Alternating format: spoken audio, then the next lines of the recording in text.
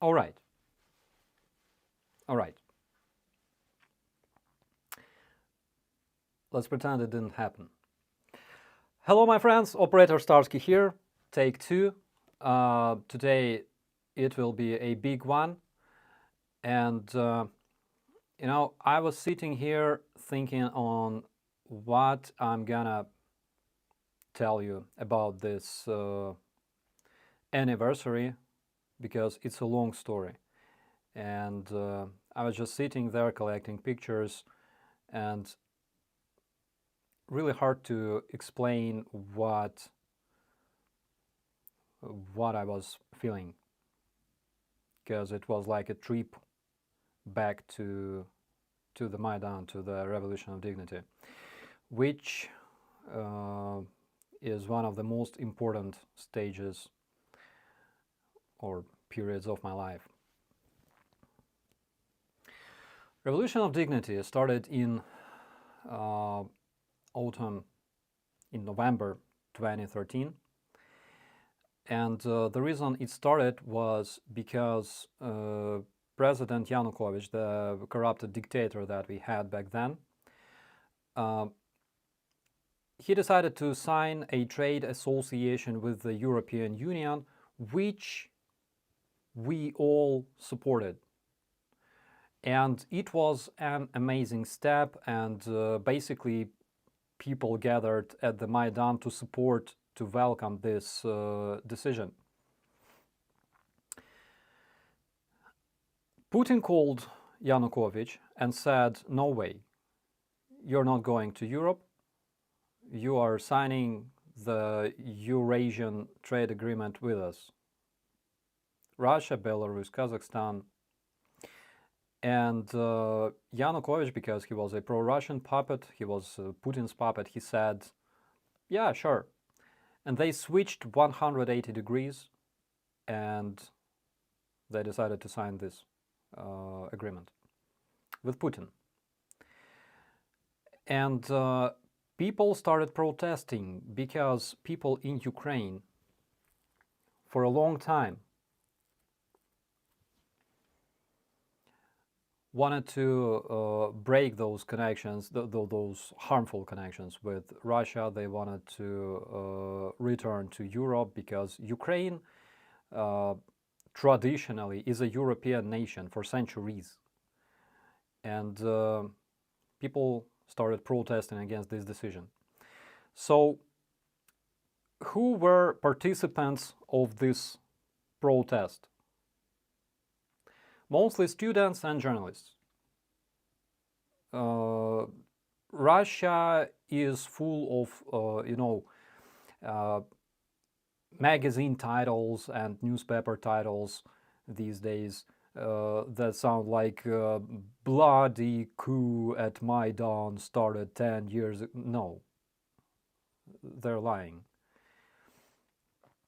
Students, journalists, public activists, they went to Maidan to protest against this decision, because Ukraine was a democratic country.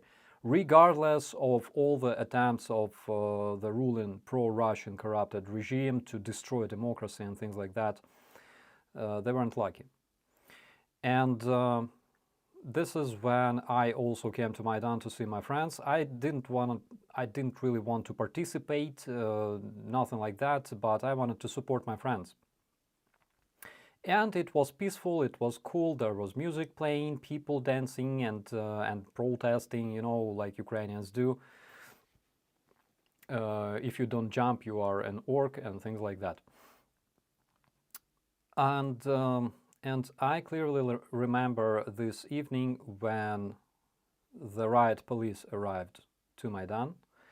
Again, it was a really, really boring evening. Nothing really was happening much, but suddenly a lot of riot police arrived. And back then, in those days, in Ukraine, there was this special force police unit called Berkut. Berkut is the name of a Ukrainian falcon, and basically Berkut riot police was a punishing force consisting of goons. Big dudes with zero education who could only fight. They had big muscles. They were training daily, and they were used as a punishing force. Whenever we had a meeting, whenever we had a protest, things like that, those were often brought to beat up protesters, especially if there were like meetings organized by communists, organized by pro-Russian movements, and things like that. Those goons were guarding them.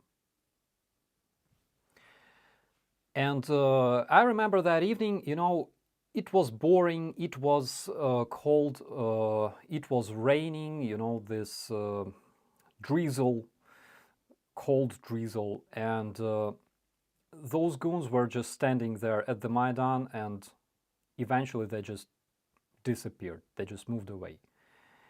And we stayed there for like midnight or something like that. It wasn't too late, I would say, but the boys said like nothing will happen tonight, nothing will happen tonight, and majority of our guys went home. Only like handful of students, a dozen of activists remained at the Maidan, and this is what happened.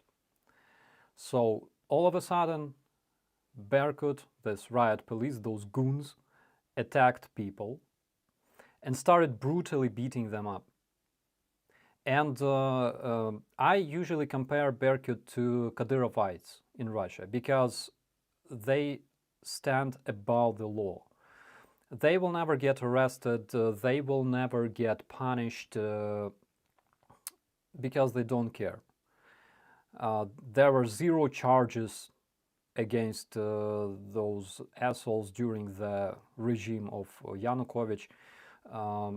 They could do anything. They were untouchable. And that's when they started beating up people brutally, bashing their heads, bashing their limbs, breaking legs and arms and fingers, and they didn't care, like men, women, whatever. And I believe around 4 a.m., 5 a.m. maybe, I learned about it. Maybe a bit later though, like I woke up early, but because it was autumn, it was still dark, and I remember that I started reading about it, and I was like, damn, we were there. We were supposed to stay there, like for the whole night. So I will tell you the story of those goons, where they are now. I guess you already know the name of the country where they live. You have only one guess.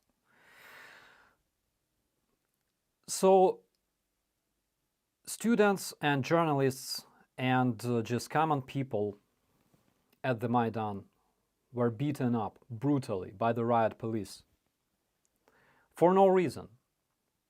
They had a democratic right to stay there to protest, but they were beaten up. And whenever motherfuckers on the West say that America has no freedom of speech, fuck you. Fuck you very much. So, what happened next? That very morning and during the day, the video footage from this freaking massacre was shown everywhere, on every channel.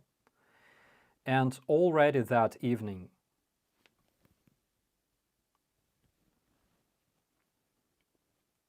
Ukraine rose up. People gathered at the Mikhailivska square, people gathered at the Maidan, and they said, there is no fucking way we let you do those things to our kids, to our friends, to our relatives, and to just common people. There's no fucking way. And guys, you know, if Berkut didn't do anything, this revolution would probably not happen. But because they were so convinced that they can do whatever they want and they will never face responsibility, this is what they faced the next day. Millions of people went on the streets in Ukraine and they said, we are so much fed up with corruption, with your fucking goons. We don't want you here anymore. We want Europe. We want to be free. It's really hard to tell, just, you know, it's really hard to count all those people who went on the streets. It's really hard, guys. I remember I saw like never-ending column of people coming from Park Shevchenka and then all the way to Khreshchatyk and to Maidan and to the European Square. Like there was no end to this column of people. There were millions of them. And basically, that's where I was that very day. This picture is, it was taken a bit later, but anyways, we didn't make much pictures from the very first day because of the security reasons. So what happened that day? Several important things. First of all, the protesters went directly to the Bankova Street. It's where the administration of president was located. Currently, there's office of president.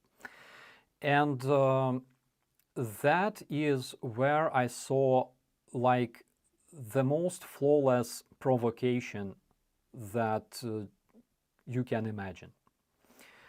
So this is how it looked like.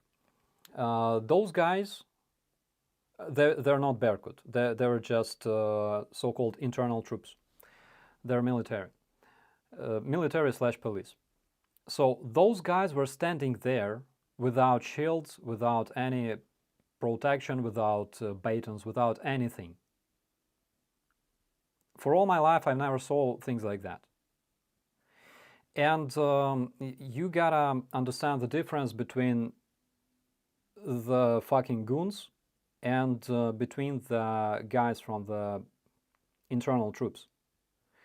So those guys were like 19, 20, 21 years old. And you can see that, for example, those guys are wearing darker uniforms, like navy blue. And the fox behind them, the Berkut, they're wearing like this blue-gray camel. So they had absolutely different purpose. Berkut was used as a storm force, as a crowd dispersion force. The guys from the internal troops in those black uniforms, they were just like, you know, like whenever they had a hole, they would put them into there, you know. So they were pretty much harmless. And what I saw on the Bankova Street near the administration of president,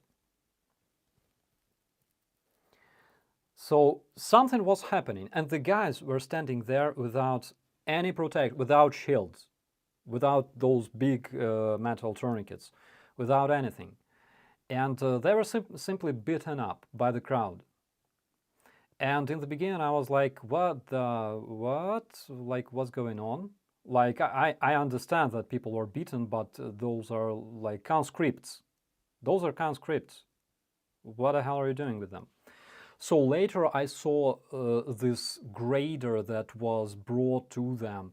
And then there was, it happened to me personally, there was this big dude wearing blue and yellow bandana, and there were a lot of them. Like big goons wearing same bandanas. And they were like pushing people at those conscripts, saying like, let's kick their asses, we can kill them all, and things like that. And I was like, fuck you. Later, those goons, because of course we made plenty of pictures, later they were recognized as officers of Berkut. And if you take a closer look at this picture, you can see in the top right corner, behind those soldiers, you can see protesters wearing like that violet jacket, and there's another one. And those were provocators. They were, in the beginning, they were throwing stones at them. They were throwing, like, not yet Molotov cocktails. In the beginning, there were no Molotov cocktails, but they were throwing stones. They were beating them up. And then they easily went around them, and they were standing behind them. So this beating of those guys, and they were crying. They were literally standing there. They were shaking. They were so scared of the crowd, and crowd was provoked to kill them, you know. And this beating continued until the dark. And as soon as it finished, the horde of Berkut that were standing like far behind those conscripts, not in the front line, no, far behind them, they rushed towards the protesters and like literally started like massacring everybody. A lot of people were arrested, of course. A lot of people received numerous traumas because Berkut was using tonfas, you know, like those tonfas made not out of rubber but out of hard plastic, and they were really heavy and hard. They could break your bones easily, and they did. So there was another thing, and before I start talking about it, I would like to say several words about myself back then, 2013. What did I do? I wasn't military. I was an office plankton, basically. I was sitting behind the desk most of my time. Sometimes I was playing like music, yeah, in my band. I liked boxing back then. I dedicated a lot of time to training and things like that.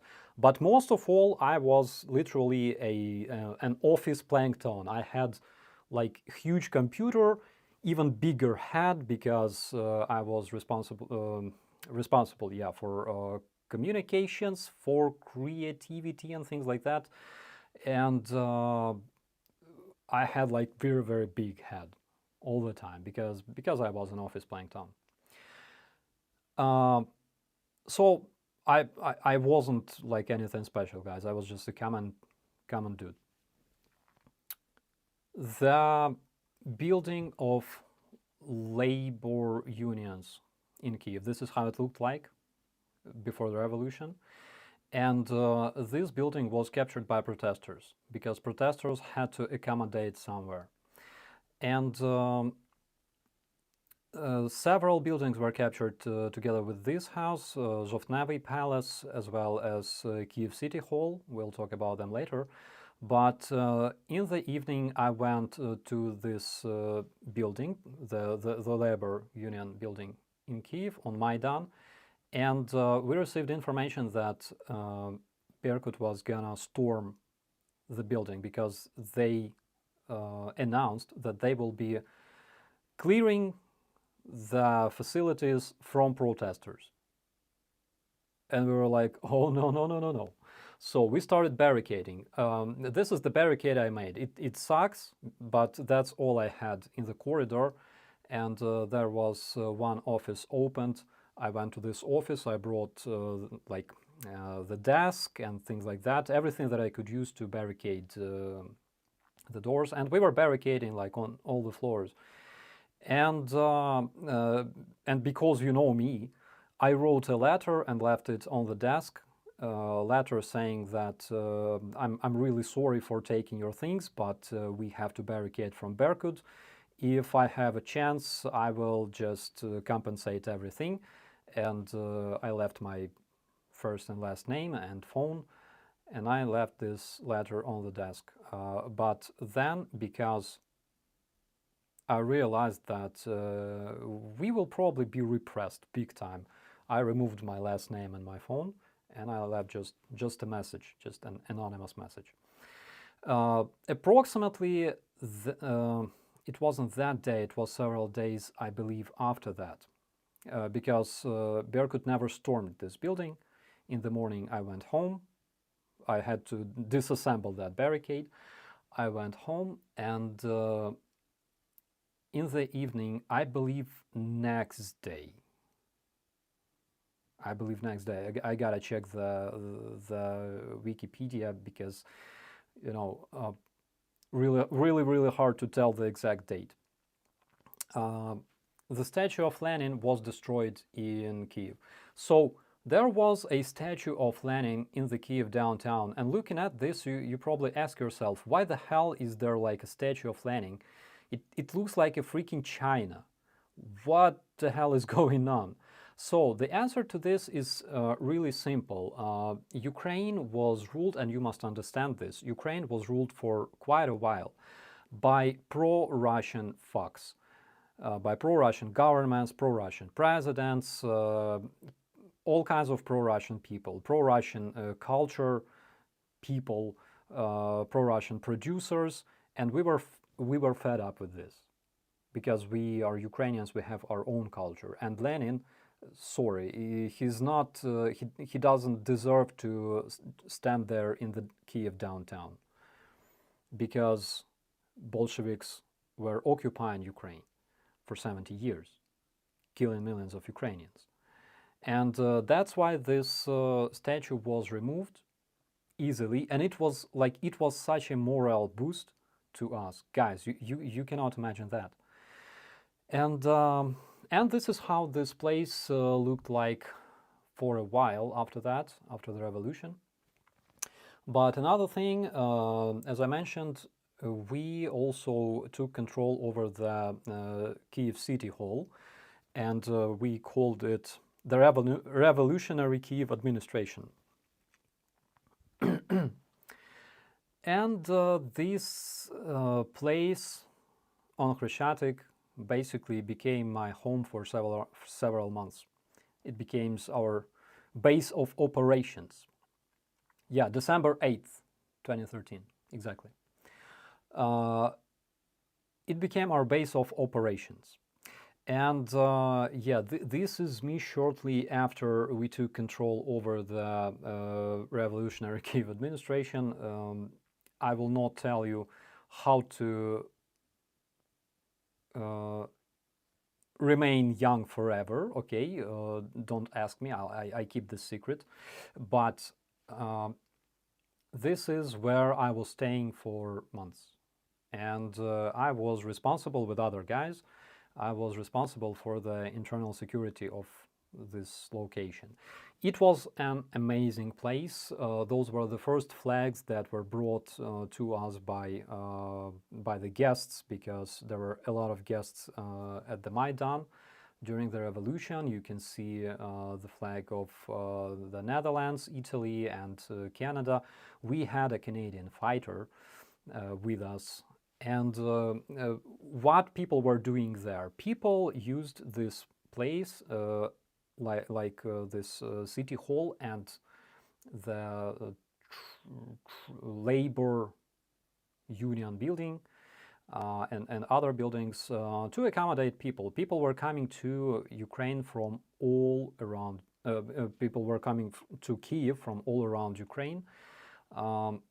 From Crimea, from Donetsk, from Luhansk, from those cities, there were a lot of people.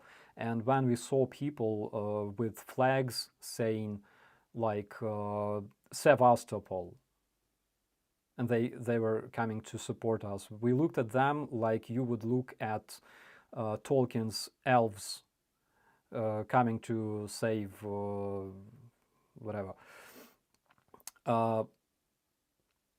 Coming to fight the forces of Mordor. It was that cool. And we were also patrolling a lot because, again, there were barricades organized by the law enforcement, and we had to control them, of course, because if there's an attempt to storm the Maidan, we would have to react, we would have to hold them there at least for a while. And I remember my first patrol was again in the night. We were at the Bankova. There were those, oh my God, those internal troops shivering, you know, because it was cold.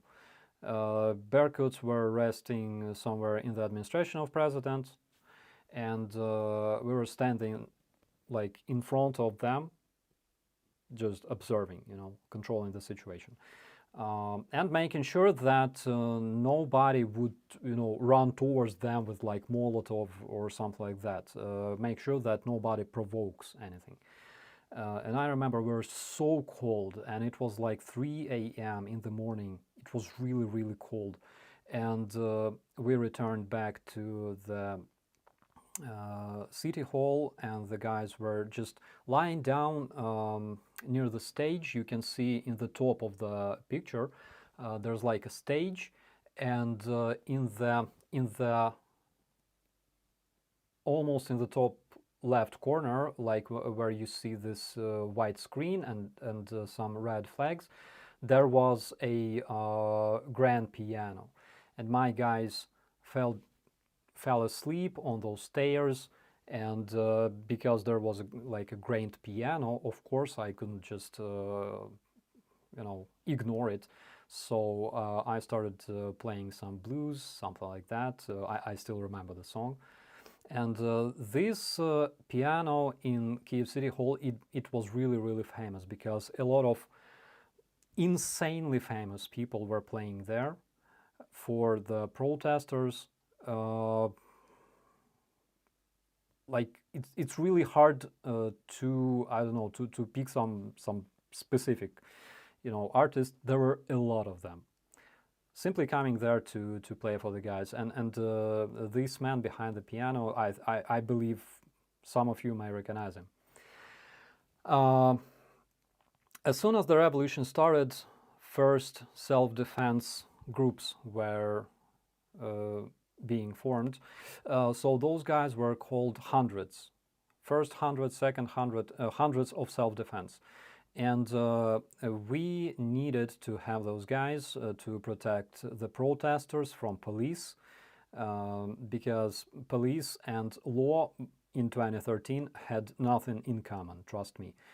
And that's why first hundreds of self-defense were organized on the Maidan. And the reason, like another reason why we needed those guys, were those goons. So when the Maidan started and people started protesting, what did the pro-Russian government do?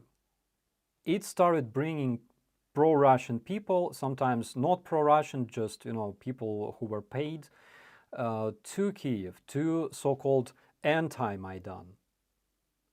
And together with those people that were supposed to, you know, like counter our protest, they brought a lot of goons. And in Ukraine, we call them titushkas. So it's a very interesting story because those titushkas were used quite a lot. Whenever they needed to, you know, show this picture, like police protects the order, but people are fighting among each other, you know, they would bring goons, hired goons from places like Donbass, Kherson, like eastern and southern Ukraine. And mostly they were like sportsmen. They were members of different sports clubs, usually martial arts, and like different boxers, wrestlers, and things like that. And the very term titushka comes from this idiot. So here he is.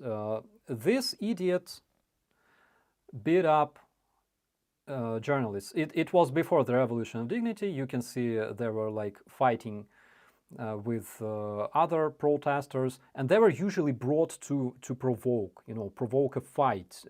And that idiot, His name is Vadim Titushka. And when we learned that it was like his real last name, because it sounds kind of funny in Ukrainian, we started calling. Here you see this gentleman calling people to fight, and you see other goons, his best friends. You can already imagine their level of IQ, right, and their education and things like that. So there were a lot of goons that were brought to the government district of Kyiv, not far from Maidan, next to Maidan basically. And they were used to provoke fights. They would destroy like grocery stores. They would attack people. They would beat them up. And here, for example, you see a lot of them wearing those yellow-black ribbons, often used by the pro-Russian separatists and Russian supremacists. So already back then, you probably understand what kind of force controlled those goons.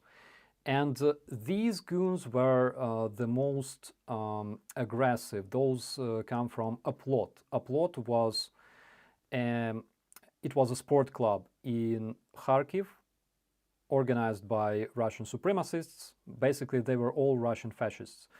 And they came to Kyiv to basically to fight against people. Like, it was their only purpose of being there. And we fought them a lot. We had to fight them a lot. Whenever we had a message of them coming to like some district of Kyiv and beating up people, stabbing people with knives. So I clearly remember a case when those goons beat up a boy. I believe he was like 21 years old. He was with several girls. They ran away.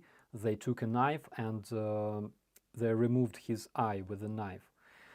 So they were atrocious. Scrolling forward, right, to 2014, you remember Russians always say about those innocent Russian people that were burned in the Odessa labor union building by those fascist Ukrainians. So basically those peaceful Russian protesters looked like this. And you can see that police does absolutely nothing. Police basically covers them with their shields while they are shooting at Ukrainian protesters. And a lot of those goons later went there, and later they went to fight in Donbass against the democratic Ukraine. So those were my goons. Those were my boys. This is how we looked like. We had camouflage to, visually separate us from them. And we had like all kinds of protection because, again, fighting Berkut was really tough because those goons, they were big, and they would beat the living crap out of you with their batons and things. They would stomp on you. They would literally damage you as much as they could because they needed this. They needed to inflict fear into you and your guys. And accidentally on this picture you also can see myself wearing that black jacket because I was fabulous and glamorous.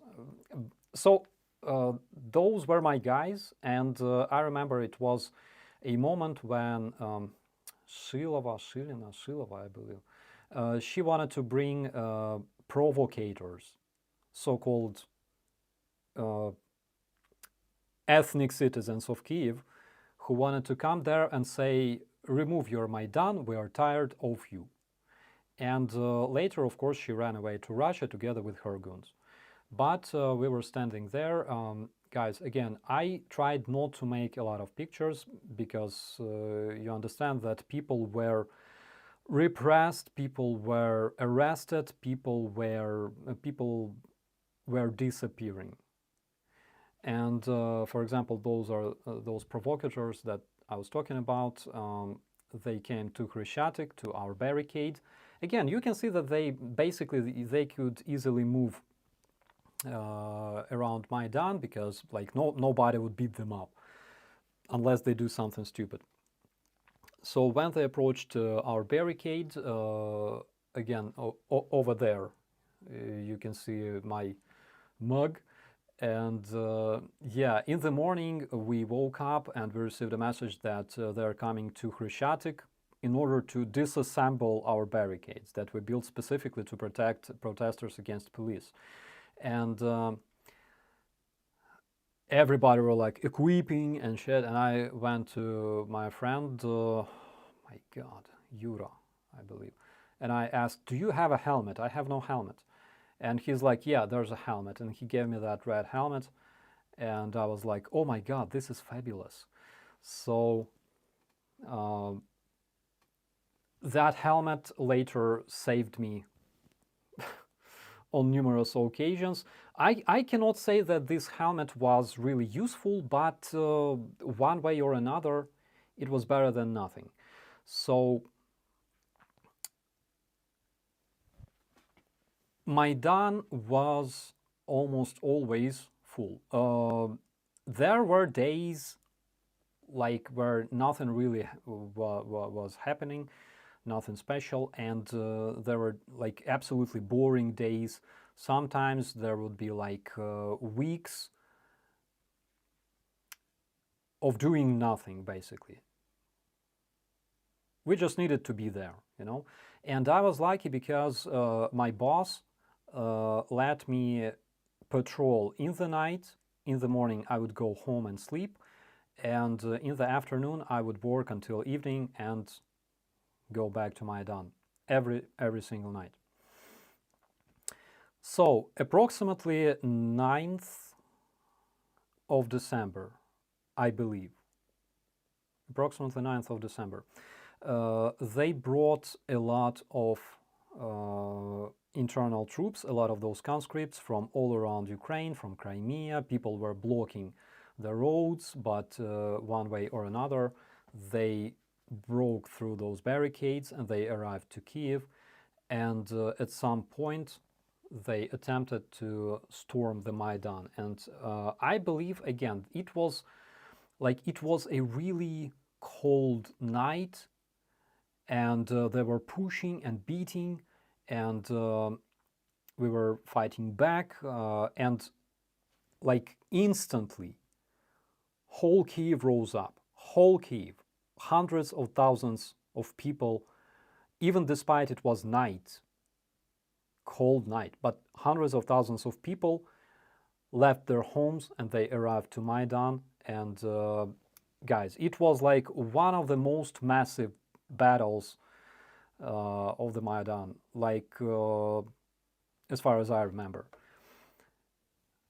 The forces were like, you can see those red or orange helmets on the top, black helmets and black uniforms on the bottom. And you know, every single hour we would sing the anthem of Ukraine. And in our anthem we have words that say, we will sacrifice our bodies and our souls for our freedom. And I was standing there singing with others, looking at, you know, this massive number of black helmets in front of us, and I thought, oh my God, this is how it happens. Like we can do it here for real. Like we can literally sacrifice our souls and bodies, like right here. It can happen anytime now, and it felt really powerful. But eventually, they lost. And I remember we were standing there pushing them until morning. It was already light. Okay, it was dawn, and we started seeing everything, you know. And eventually, they moved towards Institutska Street, up towards the Khreshchatyk subway station, and they GTFO'd from Maidan. And it was one of the biggest victories. And I was so tired and cold. And by the way, sometimes I would wear like that black jacket, sometimes that leather jacket. I still have it. It rocks. Leather jackets freaking rock, guys. They're the best armor, and like it still looks awesome. So around Mr. Diggs, yes, this is the anniversary. Basically, yesterday it was the anniversary of Revolution of Dignity. Approximately January, I believe. I think it started in January at the Hrushevskoho. There was this massive clash with the police, and again, we celebrated New Year at the Maidan. Basically, it was a boring New Year, no provocations, no drunks at all, and later this what happened. So this is the moment when Berkut really started using their flashbang grenades, their tear gas grenades in big amounts, because they were delivered those grenades from Russia, and the Russian grenades had more power. Like talking about the flashbangs, they were more powerful than those used in Ukraine, and they also had some crazy tear gas. And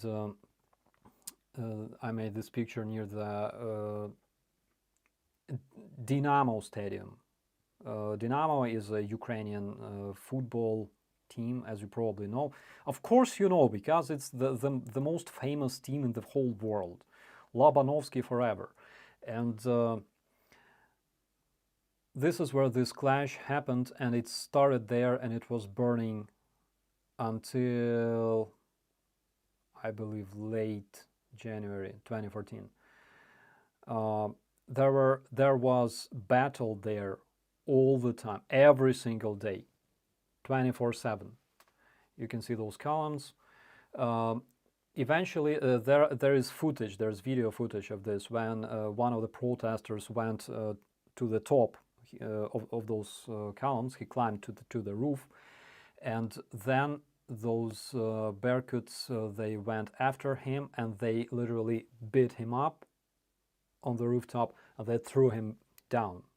And we were told that this man died. And this is where we faced the first deaths. This is where we started losing men for the first time. Left to right, there is Mikhail Zhizhnevsky. Just a second, let me remove this. Left to right, Mikhail Zhizhnevsky, call sign Loki. I remember him before the very first clash, before the very first dispersion of Maidan, of Euromaidan yet. He was there with me. We were walking to see where the Berkuts were located. We saw them, buying kebabs and stuff, like nothing special. That was the first and last time I saw him alive. Another one is Sergei Nigayan. He was Ukrainian / Armenian. I didn't know him personally. And the third one is Yuri, I believe Yuri Verbitsky. He was kidnapped. The third man was kidnapped, and he was tortured and killed. And again, the regime, the pro-Russian regime, used special police units and goons to kidnap protesters.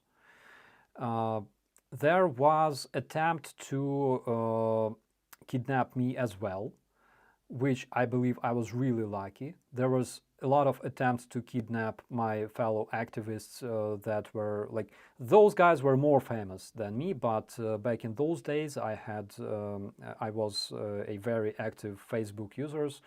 I would report every single day about what was happening on the Maidan and calling people to come. So that's a different story though.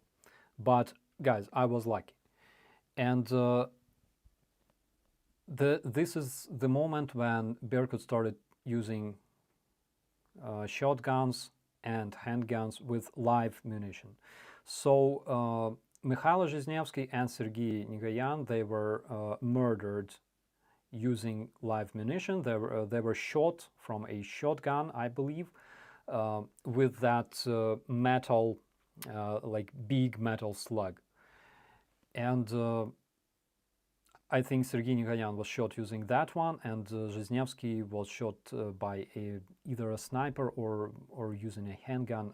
I'm not sure, guys. I don't know the details of their death, but they were shot by police. And here, for example, you can see policemen shooting at a medic. There were volunteers providing protesters and policemen with medical help, medical supplies, and a lot of them were also wounded by this fire. And here you can see them like shooting precisely at people from distance. They used like this buckshot, the grain, and they also used those metal slugs and rubber slugs, all kinds of munitions that were live and traumatic. And a lot of people lost their eyes. A lot of people received a lot of like different injuries. It was crazy. So eventually, I also received one to my knee. Luckily, it wasn't an arrow, and I was lucky because I was wearing knee pads. Right, we were wearing all kinds of available protection, helmets and stuff, and the knee pads, and that was a rubber bullet. Like rubber slug, you know. It was big. It was like it felt as it was like plastic or something, and it was bad. So eventually, around end of January, early February, Berkut started attacking the protesters at the European Square, moving closer to Maidan. That very moment, we received information that they were freeing up space in prisons for us. And in January, something I gotta mention, in January, the government adopted a law according to which we were all recognized terrorists. And basically, for participating in the revolution, you would receive as much years as for like murder. And that very moment, that kidnapping attempt happened to me and several other guys. Some of them were not as lucky as me, unfortunately. And I decided to treat my traumas a bit, treat my wounds, and this is when me and several other guys, we moved to Poland to receive medical treatment. Again, like not like I had like serious traumas. My friends had more serious traumas than me. One of my friends, who later went to Ukraine to fight, he lost his eye, and I don't know how, but even without an eye, he joined a recon platoon. He was crazy. But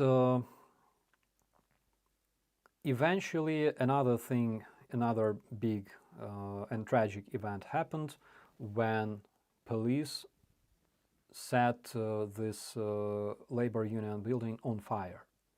And we know for sure that police were responsible for that. Police special forces, they used like those flashbangs. They used things that we will talk a bit later, okay?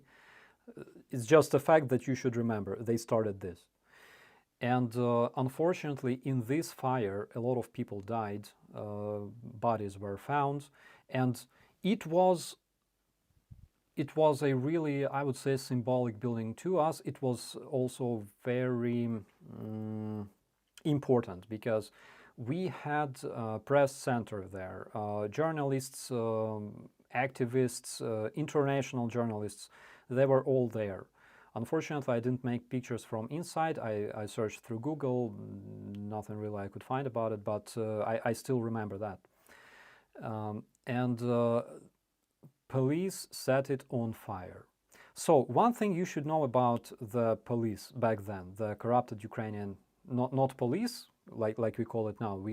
Back then it was called militia. So I would like to ask those imbeciles who say that there is no freedom of speech in my country, in America, or in France, or in Germany. Can you really imagine a police officer of your country throwing stones at protesters?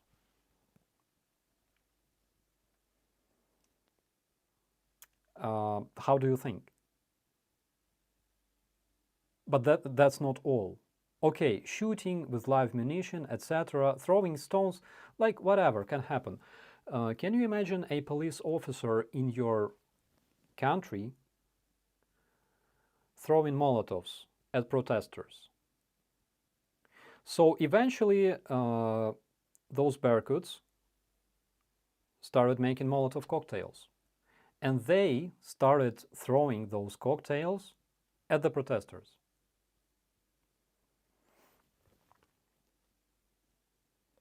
So you can imagine how it was. And of course, yeah, they were using live munition a lot, literally injuring, killing people. And by the end of February, they started using snipers to kill us, to kill the people. And those snipers, it happened during the last attack, the last big fight at the Maidan, late February, between 18th and 22nd of February. They used snipers as well as special company of Berkut armed with AKMs with live munition, 7.62 millimeters, to physically eliminate protesters. So first they captured the Zhovnevi Palace, they cleared it from the protesters, they shot a lot of people, then they started shooting at the people at the Maidan, but and Maidan looked horrible. You can imagine like it burning, and they already approached that very square. And people were desperate, but at the same time, they were fighting back. No matter what, regardless of the outcome, they were fighting back. And how do you think? Did it help the regime? No, it didn't. Because even despite the fact that people were dying under fire, people were just sometimes they were protected by those thin metal shields that could not stop even even a bullet from a handgun, let alone the bullets from sniper rifles. Even despite the fact that they were dying, but they were still going into battle, armed with like sticks. We lost a lot of men that day. I remember I was just, you know, glued to my phone reading the messages about like the body count, and it was horrible. And eventually police had to run away. Police had to withdraw. And this is how the Celestial 100 was born. Небесна сотня. Celestial 100.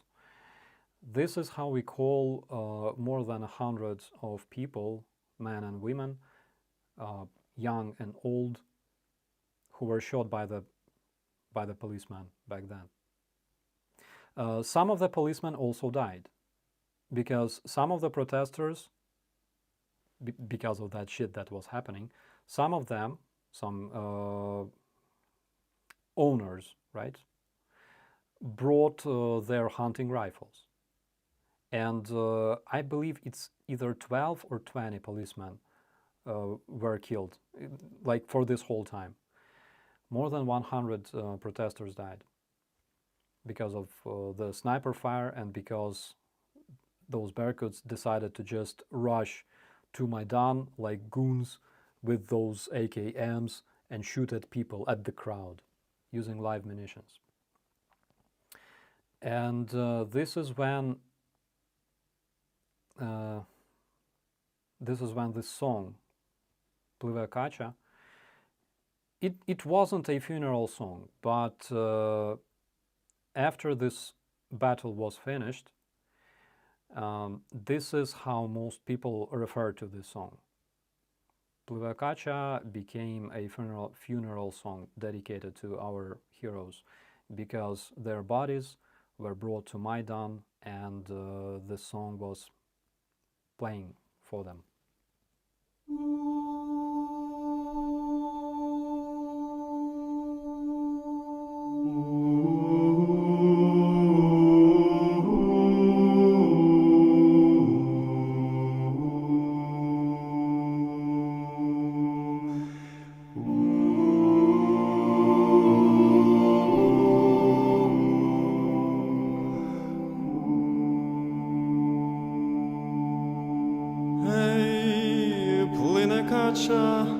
По тисині, плине кача по тисині.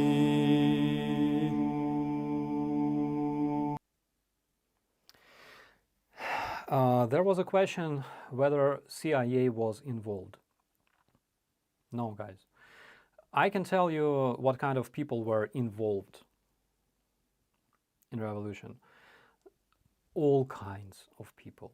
There were hundreds of non-government organizations, teachers, former soldiers, everybody. There were hundreds and hundreds of absolutely different people, all existing parties, political parties, not like single one. When Trumpists decided to occupy Capitol, that was a coup attempt, right? Because there was one political force. In Ukraine, during the Revolution of Dignity, there was massive number of different people, different political parties and things. So what was next? What happened next? This fucker, his last name is Kusyuk, Colonel Kusyuk. He was a chief of Berkut.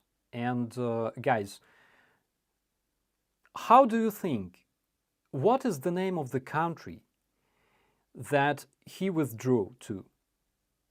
You have only one guess. And I'm sure you know this country, right? This big territory on our, like the biggest country on our planet, right? I think you know. So currently, this MF, together with other goons who also ran to Russia, they instantly received Russian citizenship, and currently they continue serving already in the Russian police, beating up Russian protesters, like those wives of the mobilized Russian invaders that were brought to Ukraine. Those wives were protesting, and idiots like those were involved to beat them up and arrest everybody. Now, This one,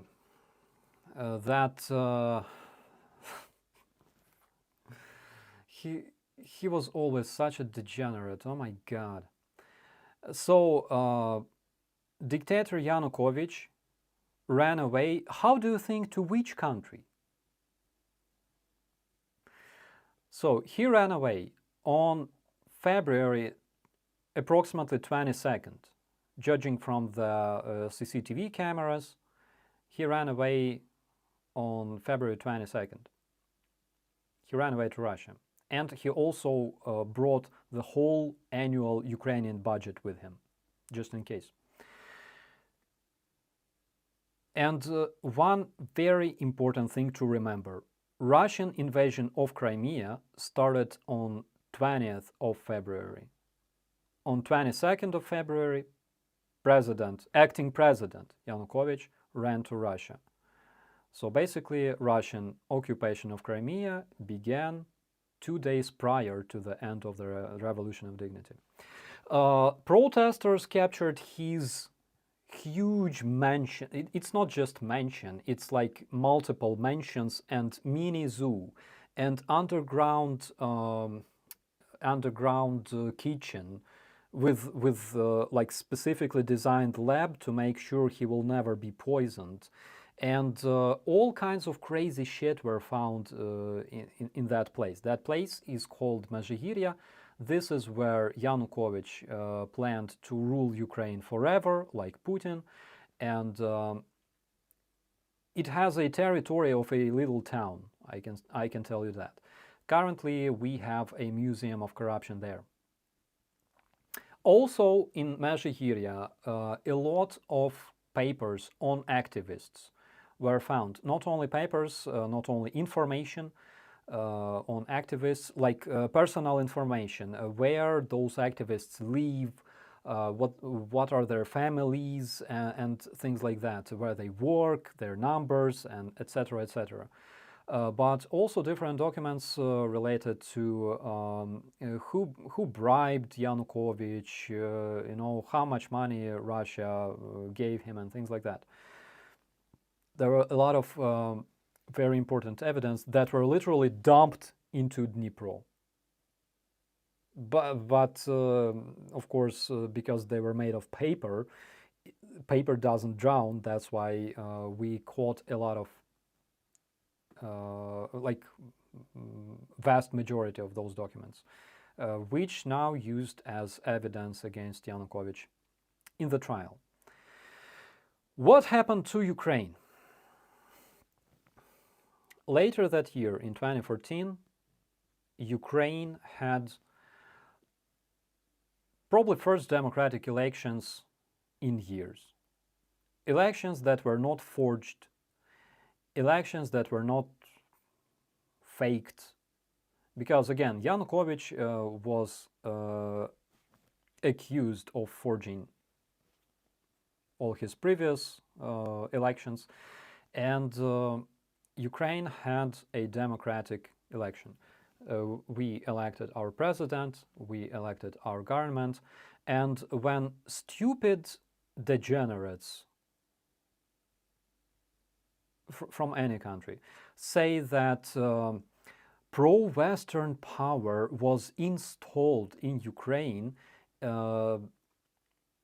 whenever you hear that, just know this, that no power can be installed through democratic elections. And basically people who say that, oh my God, a pro-Western power was installed in Ukraine through democratic elections. I believe that those people simply hate democracy, that's all. And I returned to Ukraine after the Ilovaisk operation, where our guys were surrounded near Ilovaisk. They got captured, several hundreds of Ukrainian soldiers, including one of my friends. That's when I took decision to return. And already 2015,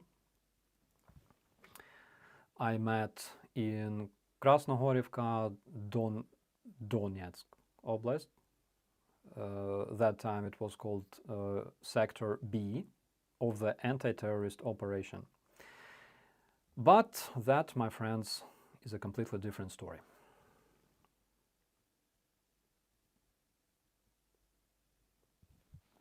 Oh my God.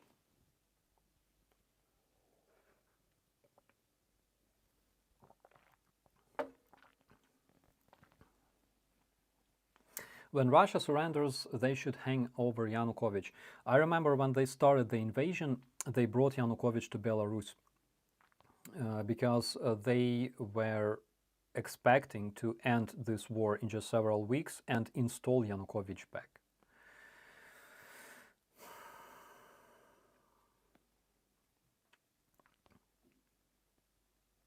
Is that the AK your dad gave you? No, that was an AK issued to me by the Ministry of Interior.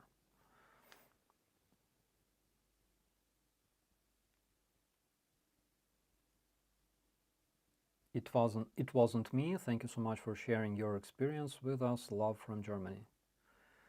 Prost, danke.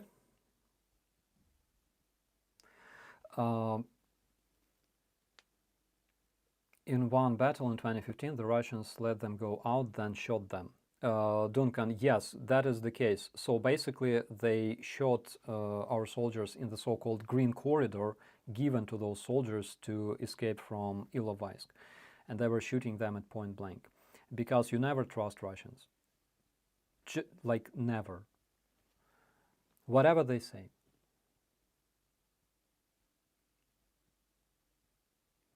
Yanukovych had golden toilets. He had a golden bread. There's a picture you can Google, golden bread of Yanukovych. He was so ridiculous, guys. He was spoiled, dumb mafioso, you know? He was really dumb. He was like completely controlled by Putin because he was like, he wasn't even like, you know, criminal mastermind, nothing like that. He was installed as a president of Ukraine because he was dumb.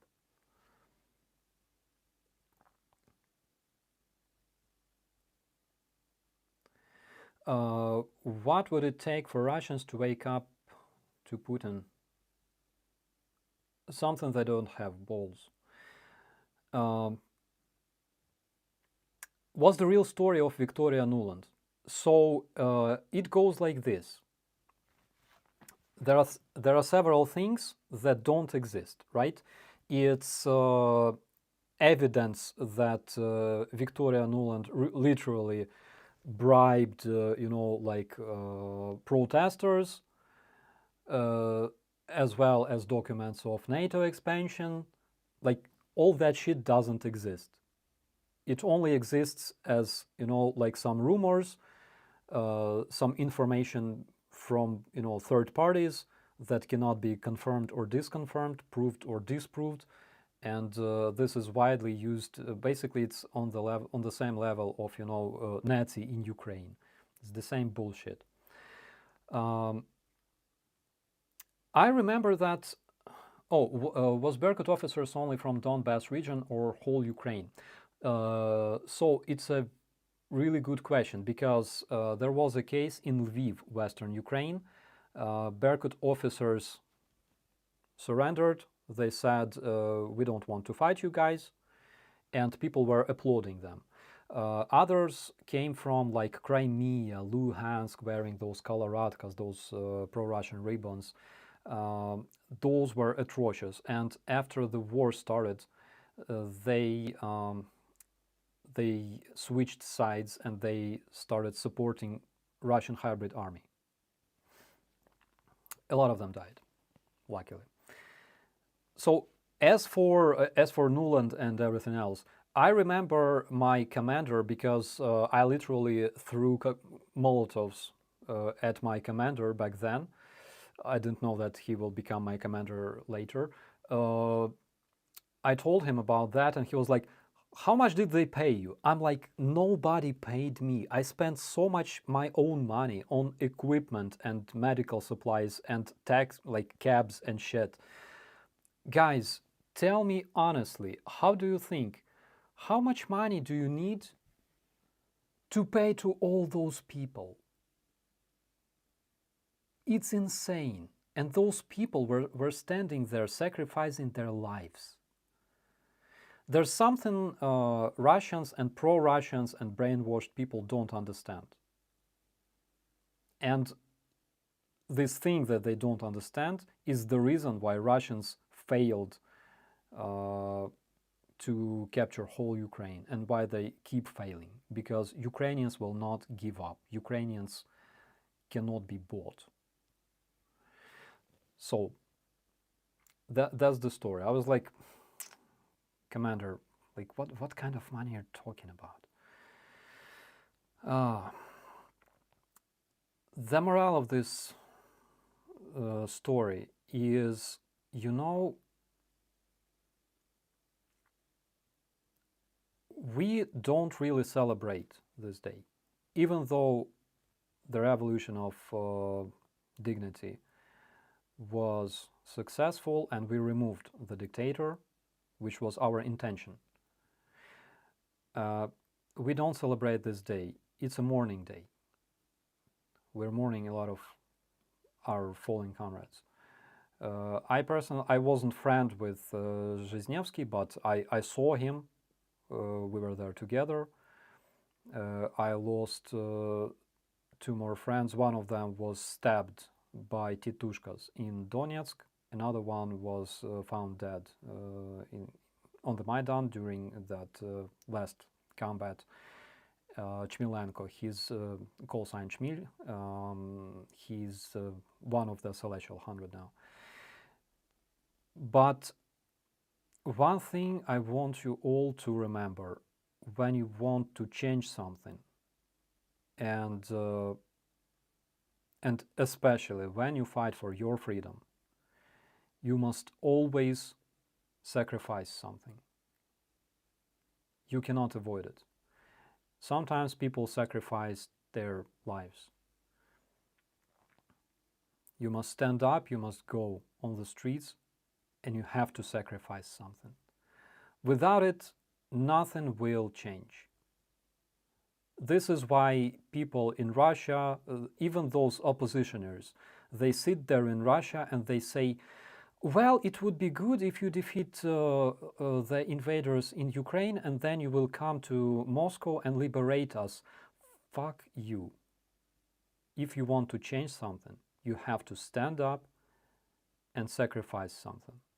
That's the only way. And you gotta be brave, like Ukraine.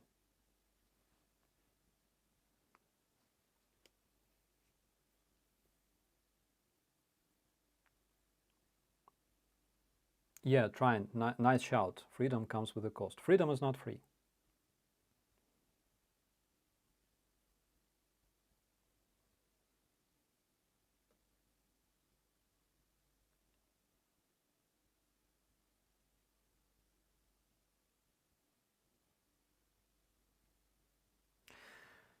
Timoshenko hot or yikes?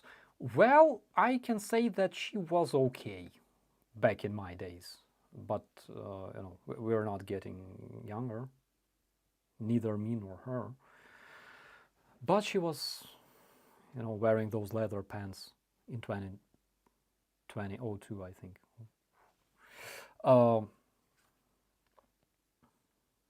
How dangerous is Kyiv right now? I want to go to Kyiv for 5 days, but I'm a little bit scared. It's pretty much safe, and unless there's an unfortunate missile strike, you will be safe completely. It's probably one of the safest places right now in the Eastern Europe. Guys, thank you so much for your beautiful comments. It's really, really late here. It's almost midnight in Ukraine. Maybe in the next stream I will make a small follow-up on this stream and answer some of your questions. But also, please leave your comments, and I will answer your questions in the comments as much as possible. Okay? Alrighty, guys, I will be saying goodnight to you. It was a pleasure. I feel relieved. I do feel relieved for, you know, after sharing this story with you. It was something I will never forget. And one more time, thank you for staying with me tonight, and thank you for staying with Ukraine, for protecting Ukraine, no matter where you are. It's very important. Be safe, and see you later. Bye-bye.